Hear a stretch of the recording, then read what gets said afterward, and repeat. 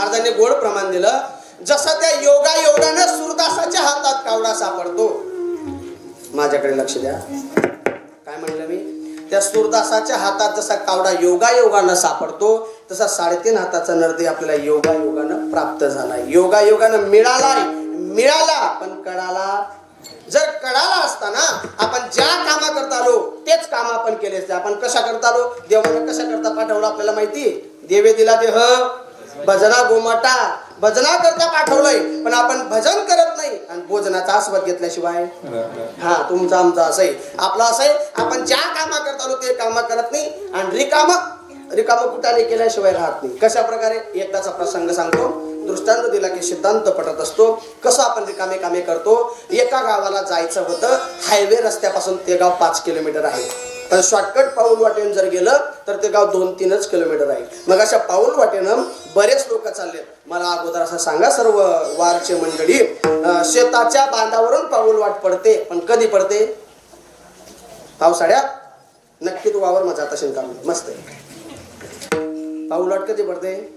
उन्हाळ्यात पडते. का बरं? बांधावरचं सर्व गवत सुकलेलं असतं, कारण ऊन कडक राहतं, सर्व बांधावरचं गवत सुकून जातं. बांधावर बारीक बारीक असतात, त्याला काय म्हणतात तुमच्या गावाकडे?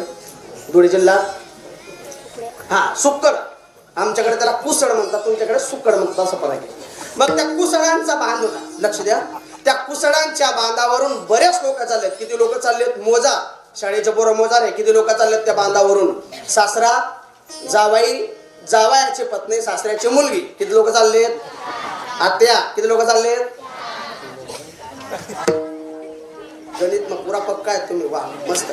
सासरा, जावाई, जावयाची पत्नी, सासऱ्याची मुलगी. किती लोक चाललेत? चालले सगळ्यापर्यंत 4, 5, 4, 3. किती लोक चाललेत? तुम्ही उपाधी करू नका बरं, गरमान करणं पाणी तर फिरवू नका, आपली भाऊ पण की बोलू नका. किती लोक चालले? जाऊ द्या. कसे चालले नाही का? शेताच्या बांधावरून सासरा, जावाई, जावयाची पत्नी, सासऱ्याची मुलगी, जावयाची पत्नी, सासऱ्याची मुलगी. एकच ना काका, एवढे लोक चालले. आत्या बी सांगत असले काय करत. जाऊ कसे चाललेत पुढे? सासरा, सासऱ्याच्या नंतर आत्या बी म्हणेन हवामना संदीप सारखाच बोलक्यात काय ना असं म्हणून. कसे चालले? शेताच्या बांधावरून सासरा, सासऱ्याच्या नंतर मुलगी, मुलीच्या मागे जावई. 3 जण चाललेत आणि जे बाकीचे राहिलेले होते त्या फाट्यावरच राहून गेले, पण 3 जण चालले. जाता जाता जाता जाता त्यांच्या उजव्या हाताला मोठं ज्वारीचं शेत लागलं. मोठं जुना काळ होता तो. जुन्या काळात ज्वाऱ्या खूपच वाढायच्या. आपल्या गावात जे टोपीवाले बाबा आहेत त्यांना विचारा, त्यांच्या टायमाला ज्वाऱ्या कशा वाढायच्या? कशा होत्या? 7-8 फुटाच्या वाढायच्यात. असं कणस वाकलेलं राहायचं. कोणती ज्वारी होती ती? चिकणी होती, सातपाणी होती. आमच्या जळगाव परिसरामध्ये आईसपुरी ज्वारी, अशी 7-8 फूट वाढायचं असं कणस वाकलेलं होतं. आणि आताची ज्वारी एकदम ताट. सांगा बरं, या दोन्ही ज्वारींमध्ये कोणती ज्वारी चांगली?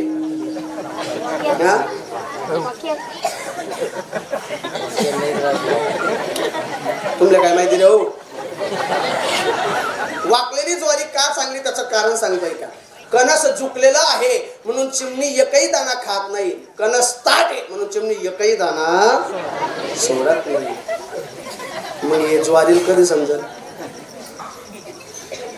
परिणाम सांगतो, परिणाम आहे का बाबा? तुमच्या टाइमाचे लोक वाकलेली झुकलेली ज्वारी खायचे म्हणून लोक सुद्धा तसे नम्राने झुकलेले होते. आताची आमच्या ज्वारी, आमच्या काळातली ज्वारी, आमचा विषय पा, आमच्या 4 जबंग पाठ, आमच्या सारख्या आम्ही ताट कोणापुढे झुकत नाही आम्ही. का बरं?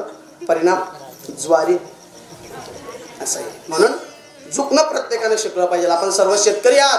का झुकलं पाहिजे त्याचं कारण सांगतो ऐका. सर्व शेतकरी आहात. शेतातल्या विहिरीत टाकलेली बादली झुकते म्हणूनच भरून वर येते. ताटच्या ताट जर राहिले तर खालीच्या खाली वर येते. तो शेतकरी काका बरं जसं दोरखंडा लावस, पण ती बादली काही वाकत नाही काका. अशा बऱ्याच बादल्या वाकतच नाही. बादली म्हणलो बरं, तुम्ही अंगावर ओढू नका. ते जर महिला मंडळ अंगावर ओढतील मला शिवाय दिन मरी जेवायचं असं. पण महिला एवढं बरं आहे महिला मंडळाच्या शिवाय खऱ्या ठरत नाही. जर महिला मंडळाच्या शिवाय खऱ्या ठरल्या असत्या भारतच्या बॉर्डरवर एवढी फोर्स लावायची गरज नव्हती. फक्त आणि फक्त आपल्या आपल्या गावातल्या बाया उभ्या करायच्या महिला मंडळ कुठं बॉर्डरवर आणि एकच म्हणायचं पाकिस्तान अँड चीनचं वाटोळ हो खलास.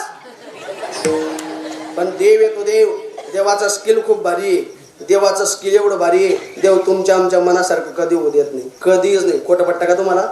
खोटं पट्ट. महिला मंडळ कीर्तन आटपल्यावर घरी जा, घरी गेल्याच्या नंतर मस्त बेडवर बसा आणि पूर्ण गावात ऑब्झर्वेशन करा. सारख्याला सारखं कधी भेटलंय का?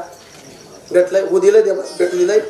उंचला ठेंगणी बायको ठेंगणीला उंच, जालला बारीक बारीकला जाड, काड्याला गोरी गोरी काढा, येडील हुशार हुशारला येडी, मार करील बेवड्या बेवड्याला मार करील. मी बेवड्या म्हटलो हा बवड्यानी, हा मी जाणीवपूर्वक बोललो. असं का बरं करतो? देवाला माहितीये सर्व हुशाराने सर्व येडे एका बाजूला पडू नये, म्हणून एक हुशारवर एक येडा फ्री, गेट बाय वन. हो, म्हणून मी प्रत्येक कीर्तनात आणि प्रत्येक कथेत देवाला एकच विनंती करतो, भगवान श्री गौतमगिरी बाबांना एकच प्रार्थना करतो, देवा तुझं चिंतन करणार हा वारकरी टाडकरी माडकरी ना, या वारकऱ्याला टाडकऱ्याला माडकऱ्याला संपत्ती नाही भेटली नको भेटू देऊ, पण सहचारणी चांगली भेटू. सहचारणी म्हणजे सहचारणी म्हणजे पत्नी, पत्नी चांगली भेटू दे. का बरं? ज्याची बाई चांगली त्याचा, ज्याची बाई चांगली त्याचा, अरे परमार्थ चांगला संसार काय याचा? संसार कोणाचा चांगला होतो? परमार्थ चांगला करायचा. बाई चांगली तर बुवा कीर्तनले, बाईन जर सांगू कीर्तनले जाऊ नका, कीर्तन वार मा बुवा घरात जांबा डोकल, सहज योग्य लागते. जाऊ द्या तिकडं. मला सांगायचं काय, देवाचं स्किल खूप भारी आहे. देव तुमच्या माझ्या मनासारखं होऊ देत नाही का? हा मानवी जीव फार बेमान आहे. एक वेळ करी या दुःखा वेळ या प्रमाणानुसार मानवी जीव फार बेमान आहे असतो. मला त्या विषयावर जायचं नाही. आपला विषय असा चाललाय, झुकलं पाहिजे. प्रमाण कितीतरी सांगतात येईल कसं झुकलं पाहिजे. नम्र झाला भूताम त्याने कोंडिले अनंता, लहानपणा देगा देवा मुंगे साखरेचा दवा, तुका म्हणे जाण व्हावे लहान उनी लहान, चातुर्य लपवी महत्व हरवी, पिशेपणे निर्वे जगा माझी. असं झुकून राहिलं पाहिजे. कसं झुकलं पाहिजे? तुमच्या गावात नाला आहे का? नाला आहे का? नाला ओढा आहे ना? नाल्याच्या काठावर झाडं असतात. कशाचे? बाबळाचे. आणि बाबळाचे झाडं कसे असतात? म्हणजे बाबूड कसे असतात? कसे?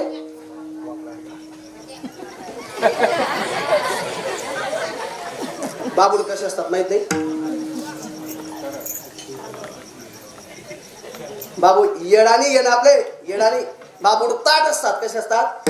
ताट. मी जे प्रमाण सांगणार याच्यावर बोलायचंय मला, प्रमाणावर. ताट असतात. आणि या ताट बाबडांना तो नाला काय म्हणतो? Oh my dear look at me. ऐक रे आमचं ऐक. पण शेवटी हा ताट अहो म्हणे I am sorry I can do this, I am very very busy. तो नाला म्हणे भाऊ असं करू नका रे, अरे मला कधी नदी पाणी येतं रे, भरती येते, ऐक रे. बाबूड काय म्हणतो? तो म्हणे ऐक रे, मूड पासून उपटी जाशी रे. बाबूड ताट. नाला म्हणे असं का? एवढा ताट बोलतो का? थांब थांब. अवकाळी पाऊस आला आणि नाल्यात खूप पूर आला, खूपच पूर आला. नाल्याने काय केलं? त्या पुरामध्ये बाबडाला मुडा सकट उपटून हाणलं. पण पुढची गोष्ट आहे का, त्याच नाल्यात छोटे छोटे लवाड असतात. ते लवाड पाणी आल्याबरोबर आमने काय म्हणणं आहे भाऊ, वाकून जातात आणि पाणी गेलं का एकदम फ्रेश कम्फर्टेबल होतात. का बरं? महापुरे झाले जाती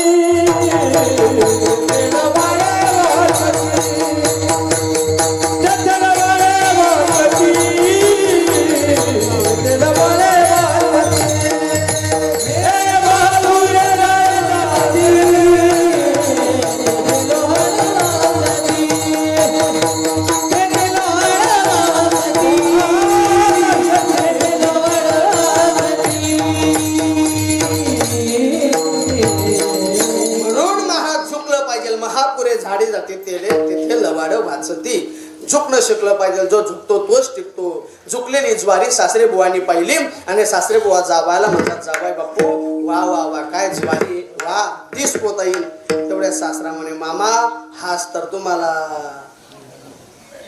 काय नाही काय नाही अंदाज नाही. तुम्ही बरं बोलले बाबा, अंदाज नाही. आमच्या गावकडे सुंबारा नाही, सुंबारा नाही. सासरे बुवा म्हणे कस काय बजेट नाही, अंदाज नाही, सुंबारा नाही. तेवढा जावाय म्हणे हा काय ला 30-20 हजार. आता सासरा म्हणतो 30, जावाई म्हणतो 20. 30-20 दोघांचे तोंड गायवर हात गायवर आली आणि दोघांनी एकमेकाची अशी पकडली. काय पकडली रे? कोणती गच्ची? गच्चीचे 2 प्रकार आहेत. एक घरची गच्ची का पण त्याला दुसरा शब्द शर्ट कॉलर पकडले, शर्ट पकडले कॉलर पकडले असे आणि जावाने सासऱ्याला खाली आटोपलं आणि वरून दणका दे म्हणवीस तरी सासरा तीसच म्हण. आणि हे दोघांची गंमत कोण पाहत होतं? तिसरं कोण होतं? तिसरं गोपाल महाराज. कोण होत तिसरं? मुलगी. मुलगी बापाला म्हणते बाबा जाऊ द्या ना, तुमची एवढी वय गेली पण तुम्ही म्हणा तुम्हाला कळ ना का म्हणा ना वीस. बाप मुलीला म्हणून लागलाय येडी 4 वर्ष झाले तुझ्या लग्नाला, अजून हा तुझा ऐकत नाही का? आताच्या पोरी नवऱ्याला 4 महिन्यात ताब्यात घेतात, हा तुझा ऐकत नाही. मुलगीला वाटलं माझा नवरा माझा ऐकेल, नवऱ्याकडे गेले. नवऱ्याला म्हणे का हो काय एवढा मस्ती उन्हात? नवऱ्याला काय एवढा मस्ती उन्हात? काय तुम्ही जिराई राहणार? काय तुम्ही हलके वडांवर? काय आपला गाव मध्ये का तुमच्यासारखा गण शब्द गाव मन बाप काय तो जेमतेम शिकाडी मुडीन भावतो गोपाल महाराजसारखी तब्येत मन बाप नाही. तुम्ही काय करणार सांगा ते का तुमच्यासारखा तब्येतवाला तब्येतवाला अडकून येतं काय? तू म्हणे पाय आपल्या गावात मारी बस, पण मी अरे ऐक ना एवढा अब्दुल होतो सासरवडीत भांडण करणारा. ती पोरगी म्हणे नवरा ऐकत नाही बाय ऐकत नाही. खेळा कुस्त्या, त्यांचं कुस्त्या चाललंय 30-20 चाललाय. मग जावाई काय करायचा? असा वरून दणका दिला की अशी पाठ घासायचा बाबाची. आता मला सांगा बाबा आजोबा कशावर पडलेले होते? गादीवर, पलंगवर, स्टेजवर, क्वाटवर, सोफावर, कशावर? बांधावर. आणि बांधावर बारीक बारीक काय होते? कुसड. बाबाला असं घासल्यामुळे बाबाला कुसड टुचायचे आणि कुसड टुचून बाबाचं शर्ट फाटलं. शर्ट फाटल्याबरोबर बाबा रक्तबंबाळ झाले आणि बापाचं रक्त पाहून मुलगी पुन्हा बोलते बाबा एवढे रक्तबंबाळ झालेत म्हणा नावीस. त्या मुलीचं नाव वसुंधरा होतं. त्या वसुंधरा नावाच्या मुलीला बाप प्रेमानं बोलू लागला बेटा वसू माझी पाठ किती बी घासू पण 10 पोताना तोटा कोठे सोसू. वावर येऊन बाप नव्हता का? ज्वारी एकाची जावाय दुसऱ्या सासरा तिसऱ्या. याचं काय काम होतं?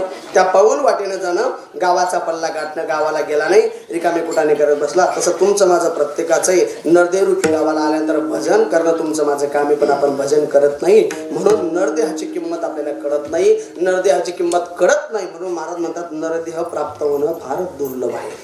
दुसरा प्रकारे मुमुक्षु व्रत दुर्लभ आहे. मुमुक्षु कोणाला म्हणतात?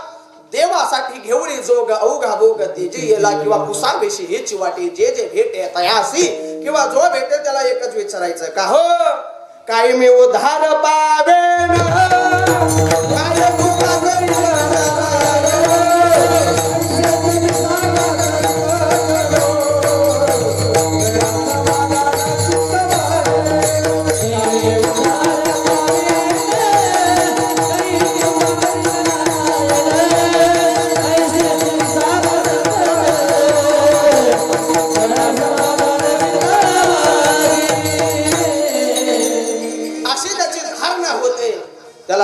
म्हणतात. आणि असं मुमुक्ष व्रत धारण करणं सहजासहजी सोपं नाही. सांगा ना मला बसलेल्यापैकी असं कोणाला वाटतं का सर्व घरदार सोडून द्यावं आणि सातपुड्याच्या पर्वतात निघून जावं? तुम्हाला काय? आम्हाला वाटतं ना कीर्तन बंद करून द्यावे चातुर्मासाला निघून जावं. आम्हाला वाटतं ना. तुम्हाला काय वाटणार? म्हणून महाराज म्हणतात मुमुक्ष व्रत दुर्लभ आहे. जसं नरदेह दुर्लभ आहे तसं मुमुक्ष दुर्लभ आहे. आणि जसं मुमुक्ष दुर्लभ आहे तसे संतांची भेट दुर्लभ आहे. किती दुर्लभ आहे संतांची भेट? चंद्रा अमृत सुखे शेवटी असता जाता रवी धरवेल बाह्य हेडा सागरे तरवेल पैसा रुची भेटना वैजा. सुभाषितकार वर्णन करता संतांची भेट किती दुर्लभ आहे. शैल्य माणिकम मोतिकम न गजे गजे साधून सर्वता चंदन मोने वने. एवढी संतांची भेट दुर्लभ आहे. मग या दुर्लभ संतांची भेट होत नाही का महाराज? होते. पण केव्हा होते? जगद्गुरु तुकोबाला सांगतात तेव्हा होते. केव्हा होते संतांची भेट? तुमचं माझं पुण्य फळाला आलं की तेव्हा ज्यांची भेट होते त्यांना संत म्हणतात. पुण्य फळले भाग्य उदयाचा ठसा झालो सन्मुख तो कैसा संत चरणी पाव. नाथ बाबा भागवतात वर्णन करता संतांची भेट केव्हा होते ऐका.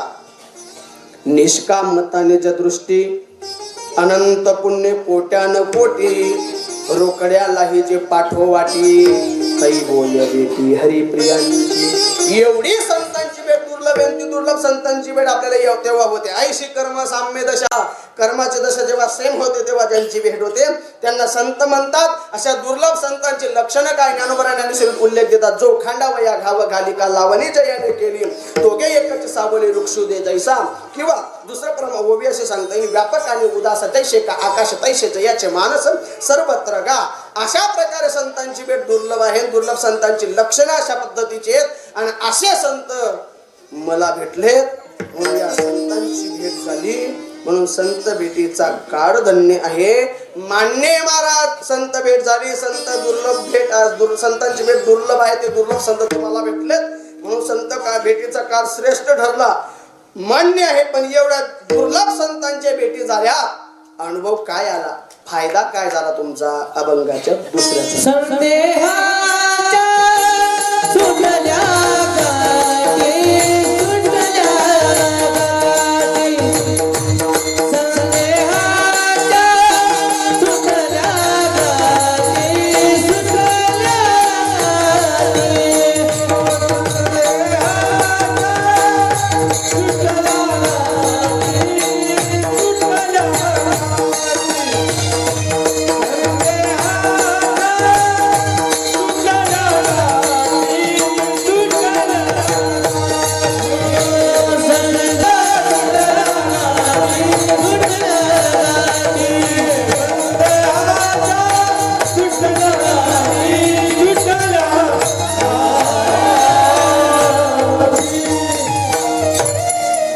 जगद्गुरु तुकाराम महाराज म्हणतात, संत भेटीमुळे मला फायदा असा झाला, अनुभव असा आला की माझ्या जीवनामध्ये संदेह नावाची गाठ सुटली. संदेह म्हणजे काय?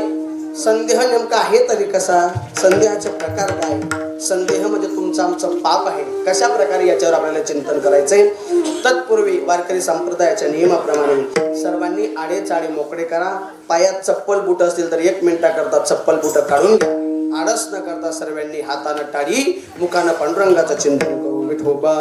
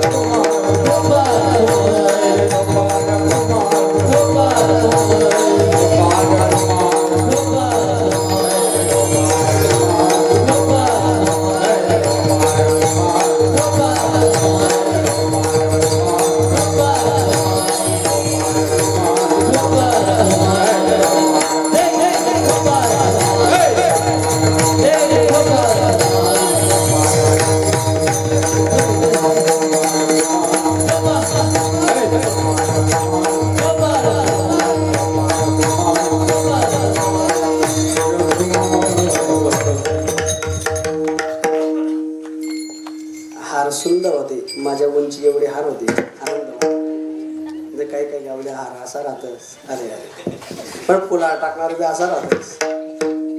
ते विनाना हार मला टाके ते तुझा मन हार विनाला टाकले. बकरी गया मग तसं राहतं तसं टाकायचं असं होतं कधी. पण आपल्या गावाचे फुलाराचं वर्णन करावं तेवढं फारच केलं. प्रसन्न वातावरण. ऐका, सर्वांनी टाळ्या बंद करा. बंद करा म्हटलं मी, वाजू नका सगळे. तुमचं उलट का तुडे जगाचं काही. मस्त टाळ्या वाजल्या तुम्ही भजनाच्या वेळेला.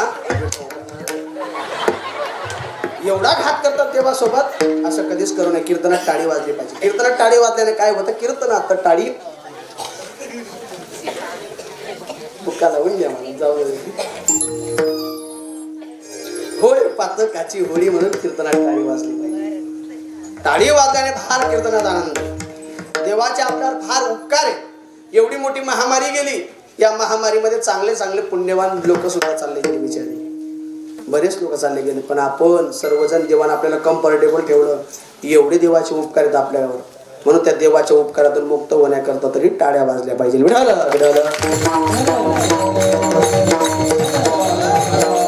जगद्गुरु तुकोबाराय वर्णन करतात, संदेह नावाची गाठ माझ्या जीवनातून संत भेटीच्यामुळे सुटली. संदेह नावाचं पाप माझ्या जीवनातून गेलं. कारण संदेह म्हणजे तुमचा माझा प्रत्येकाचं पाप आहे. संदेह कोणाला म्हणतात? संदेह म्हणजे नेमकं काय ते पाहूयात. संदेह याला दुसरा शब्द आहे संशय. संशय त्याला ग्रामीण भाषेत आपण म्हणतो शंका. संशय म्हणजे तुमचं आमचं पाप आहे. ज्ञानोबा ज्ञानेश्वरीच्या 6व्या अध्यायामध्ये 203 क्रमांकाचे ओवे वापरतात आणि त्याच्यातून म्हणतात संशय म्हणजे तुमचं माझं पाप आहे. म्हणून संशयाहुनी थोर आणि पाप नाही घोर, हा विनाशाशी वागुर प्राणियाशी. असा तुमचा माझा मनुष्य जीवाचा विनाश पाप नाश असेल तर तो म्हणजे संशय. मनुष्य हाण्या माणसानं संसारामध्ये संशय येऊ देऊ नये. संशय आला तर संसारात वाटोडा झाल्याशिवाय राहत नाही. म्हणून तुकोबाराय म्हणतात असा संसार माझ्या जीवनातून संसाराची गाठ सुटून गेली. एवढाच फायदा झाला का तुकाराम महाराज तुम्हाला? नाही. त्या संतांच्या भेटीमुळे मला दुसरा फायदा असा झाला, संसारूपी नदीचा ताराच तुटला. भव नदीचा झाला तारा या उत्तरा प्रसादे. संसारूपी नदीचा तारा तुटला हो संतांच्या भेटीमुळे. संसारूपी नदी कशी आहे? ज्ञानोबा ज्ञानेश्वरीमध्ये भरपूर ओवे वापरतात. 2च ओवे वापरतो, सांगतो आणि पुढे चालतो, आटोपण्याचा प्रयत्न करतो. वेळ संपून गेली. ज्ञानोबा म्हणतात संसारूपी नदी कशी? ज्ञानोबा ज्ञानेश्वरीच्या पहिल्या अध्यायामध्ये जवळजवळ 21 क्रमांकाचे ओवे वापरतात आणि त्याच्या सांगतात संसार कसा आहे. मज हृदय सद्गुरु जेणे तारिलो हा संसार पुरू, म्हणून विशेष अत्यादरू विवेकावरी नदीच्या पुराप्रमाणे तुमचा माझा संसार आहे. 18व्या अध्यायामध्ये माऊली म्हणतात संसार कसा आहे. किम श्लोकाक्षर द्राक्षलता मांडव झाली आहे गीता, संसार पथ श्रांता विसवा वया, रस्त्यावरच्या झाडाची सावलीप्रमाणे तुमचा माझा संसार आहे. 12व्या अध्यायामध्ये माऊली म्हणतात संसार कसा आहे. संसार वेते पिठला जो नैराश्य हाती विनटला, तो व्याध हातून सुटला विहंगू जैसा. संसार फार दुःखाचा आहे, संसार फार कष्टाचा आहे. कष्टले संसार क्षिणी जे देवो येते गाराने तया उदे नावे जेणे संकेतू हा. संसार दुःखजनक आहे, संसार पश्चातापाचा आहे. कशा प्रकारे पश्चातापाचा संसार आहे, संसारामध्ये कसा पश्चाताप येतो, एकदाचा प्रसंग सांगतो, 2च मिनिटं सांगतो आणि आटोपतो. कसा संसार आहे ऐका. एका काकाला लग्नाला जायचं होतं. काका रात्रीच तयारी करतात. सकाळी लवकर उठू, थंडपणे आंघोळ करू, चांगली गाडी चांगली जागा, लग्नाला निघून जाऊ, असं काकाचं चाललं होतं. काका सकाळी उठले, सेंट परफ्यूम कपड्याला प्रेस वगैरे केलं, कम्प्लीट 7 वाजेला काका घराच्या बाहेर निघाले. 7 वाजेला काका घराच्या बाहेर निघाल्याबरोबर ती काकू ती मावशी काकाला आरोळी मारते. ऐ नाही, आपल्या खानदेशात एक शब्द आहे काव. आता काव हा असा कॉमन शब्द आहे. मावशी बी काकाला म्हणते काव आणि काका पण त्या मावशी म्हणतो काव. काव कोणत्या ग्रंथात काय म्हणते काव, एवढं काका म्हणे काव काय लावा काव काव काव. मावशी म्हणे काव दररोज नाश्ता केल्याशिवाय जाई ना, आज कस काय बिघड नाश्त्यात चालले म्हणे. मग थोडसे पोहे खाऊन जा. अजिबात जमणार नाही. पोहे नको, कन्याची भाकर नाही सांगा म्हणजे का बरं. लग्नाला चाललो म्हणे मग आणि काय करू. मावशी म्हणे असं करू नका, नाही सांगत निघ पोहे निघ जा. ती मावशी म्हणजे उर्मिला होती की असं ताट धरण लक्ष्मण करता, जाऊ द्या जा निघा. निघाले मग. उर्मिला मैयासारखी आणि लक्ष्मणासारखी जोडी असली तर जीवन सफल होतं माय बाप. ऐका ऐका. काका घराच्या बाहेर निघाले, गेले बस स्टँडला. बस स्टँडला गेल्याच्या बरोबर काय होत झालं, नवरदेवचा बाप एक गाडी लावतो का बरं नाही. एक गाडीत लोक मावत नाही आणि नवरदेवच्या बापचं मन भरत नाही. 4 गाड्या. पहिली इंडिका म्हणजे 4 व्हीलर कोणती असू द्या. दुल्हन हम ले जाएंगे, दिल वाले दुल्हनिया ले जाएंगे, पहिली गाडी. दुसरी सेकंड गाडी, सेकंड 4 व्हीलर. त्या नवरदेवच्या वरांनी चाटा मारताना नवरदेव बाप पुढे आता इमानदारीत सांगा बरं, खरंच तो नवरदेवचा बाप मोती पेरतो का. तो याचे काढून लंबा होतो. मग आपण असं म्हणत चला 3 भावना काढत होणार, 5 भावना फेडत होणार, इकडून पोचकत होणार, याईले म्हणे द्या ना, जवाईले म्हणे द्या ना, आणि सर्वांनी पैसा मागा की मागला चालली का भाषेदा गेल्या ना. असं केवढ्या चाटा मारतात या नान माय मोठ माय. या मायनं गावची नदी कधी अधिक माझा स्नान केलं नाही आणि ही माय म्हणते गंगा जमुना. गावच्या मादीवर कधी जात नाही हिसनू किसनू. वा चांगलं पाठ आहे तुमचं. वा केवढ्या चाटा आहे त्या. अशा चाटा मारणाऱ्यांकरता स्पेशल दुसरी सेकंड गाडी. तिसरी गाडी चिकन असले या चिबू मोठा भाऊ आत्ता तात्या दादा नाना या बसा बसा बसा. आणि चौथी खरबडे असले नको का जागा असे ना पोताळा सरका पुढे सरका. आणि अशा चौथ्या ट्रक मध्ये याचा नंबर लागला. कोणाचा नाश्त्यावाला काका. आता ती 4 नंबरची गाडी साधी भरेल का. सरका पुढे ती गाडीची कॅबिन ज्या हाय नदीन राहतातच ना म्हाताऱ्या मरत तुला लगन गाडी कॅबिन. गाडीची वरची cabin WhatsApp Facebook YouTube PUBG free fire अजून कोणतं आहे भाऊ अजून राहील कोणतं यांच्याकरता स्पेशल गाडी. गाडीचं आडवं कवर गाडीचं मागचं कवर काय म्हणतो त्याला आपण फालक. ही आपली भाषा आहे फालक. आपली आई आणि फार गोड फारच गोड आहे महाराज. माझी स्वतःची दिंडी आहे. तुम्ही ऐकला असेल विषय पण सांगून जातो. माझी दिंडी आहे स्वतःची पंढरपूरला. आम्ही सोलापूर जिल्ह्यात म्हणजे करमाळ्याच्या आसपास गेलो. माझ्या एका मित्राला पायाला जखम झाली आणि जखम ना कणार ना मग काय बस ताप येतो अंग कणकण करतो डोकं दुखतं सगळं होतं. पण ज्यांना जखम झाले त्यांना वयांबा. तर माझ्या मित्राला म्हटलं भाऊ वयांबा वयले 4 दिवस वारी पुढे जाईल तुला चालता येणार नाही. डॉक्टरांकडे गेलो आम्ही डॉक्टरांकडे. डॉक्टरांनी कीर्तनकार असल्यामुळे रिक्वेस्टिव्ह पद्धतीने रिक्वेस्ट केली म्हणजे विनंतीपूर्वक आदरातिथ्य आम्हाला केलं आणि विनंती करून आदरातिथ्य करून स्वागत करून आम्हाला असं विचारलं महाराजजी काय झालं तुम्हाला. अहो आपला कळलं बाबा. अहो सांगे डॉक्टर दादा मला वयांबा झालं. डॉक्टर दादा डोकं का झालं नाही. डॉक्टर म्हणे माझं वय 80-85 झालं. आजपर्यंत मी हापूस आंबा केसर आंबा लंगड्या आंबा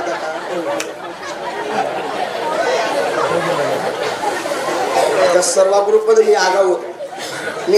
का बरं जन तब्येत राहते तो दम बिमारात नाही आगाऊ होतो. मी गेलो डॉक्टर दादा म्हटलं दादा ओनली वन खानदेश फक्त खानदेशात भेटतो. काय अशी आपली गोड भाषा सांगू किती गोड. सर्व भाषांची आई किंवा सर्व भाषांची राणी तिला म्हणतात. अरे कितला बी वेल एड्युकेटिव्ह द्या त्याला आपली भाषा लिहायला लावा सगळं जमल. पण आई राणी लिहिणं सोपं नाही असतो. विनोद वजाकर मला सांगायचं आहे कधी फार गोड आहे आपली भाषा.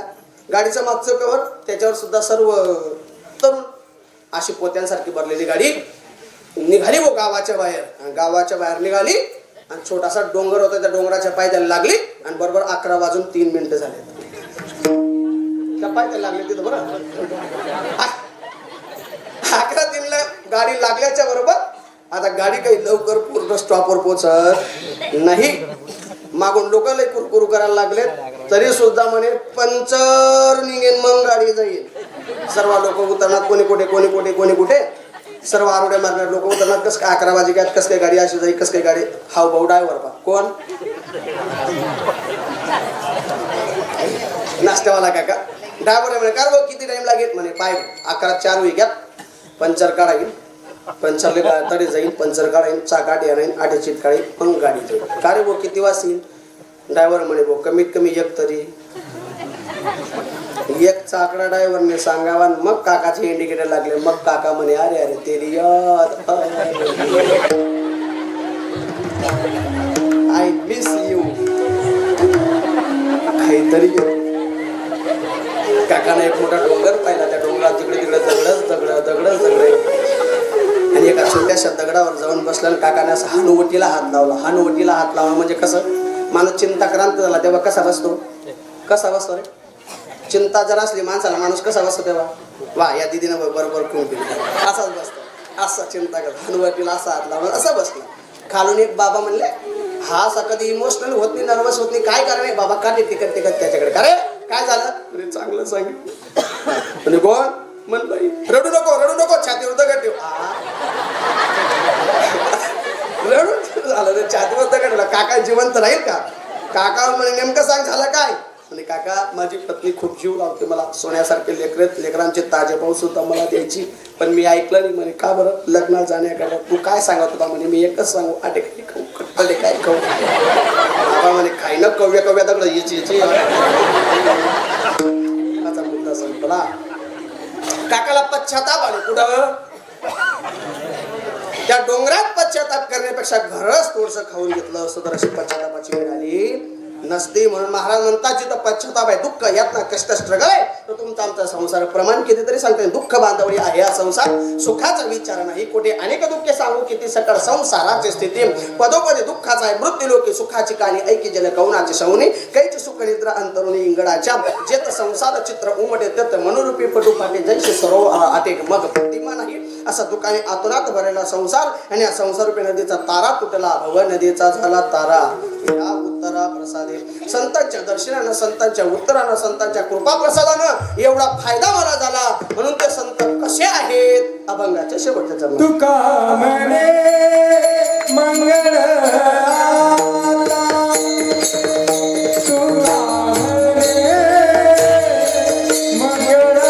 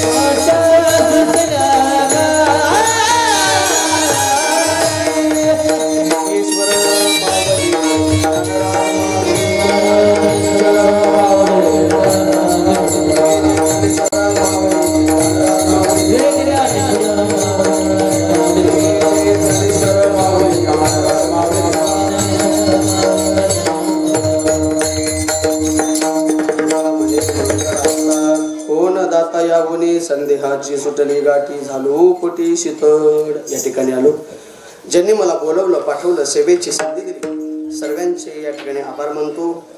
आदरणीय संदीप महाराज असतील आदरणीय निंबा महाराज असतील ज्यांच्या स्मरणार्थ आजची सेवा होती वैकुंठवाडी सुरेश भिला बोरसे त्यांचा सगळाच परिवार त्याचप्रमाणे दोन्ही सत्रातले अन्नदाते आदरणीय दिलीप काशीनाथ पाटील आदरणीय चतुर रामचंद्र पाटील त्यांचे आभार.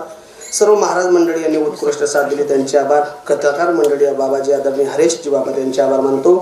आदरणीय संतोष बाबा असतील त्याचप्रमाणे आदरणीय बालब्रह्मचारी विकास महाराज असतील सगळ्यांचे आभार. सर्व गावकऱ्यांचे तरुणांचे या ठिकाणी आभार मानतो.